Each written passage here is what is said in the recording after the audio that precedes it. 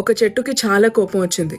ఎందుకు నేను ప్రతిరోజు ఎండలో నిలబడాలి, వానొస్తే నిలబడాలి, వేరే వాళ్ళకి నేనెందుకు నీడనివ్వాలి అని చెప్పి చాలా కోపమొచ్చింది.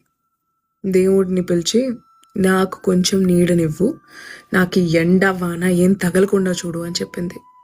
సరే అని చెప్పి దేవుడు దానికొక నీడనిచ్చేశాడు. కానీ ఎండ తగలక ఆకులన్నీ చచ్చిపోయాయి. నీరు తగలక డ్రై అయిపోయింది. సీ, ఎండ తగిలితేనే దాని ఆకులకి సూర్యరశ్మి అంది, ఫోటోసింథసిస్ జరిగి అది బ్రతికి ఉంటుంది.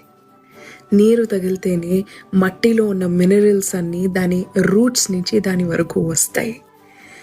ఆ విషయం ఆ చెట్టు తెలుసుకోలేకపోయింది. నాకెందుకో మనం కూడా అప్పుడప్పుడు ఆ చెట్టులాగే అనిపిస్తాం. ఎలాంటి కష్టాలు జీవితంలో, ఎలాంటి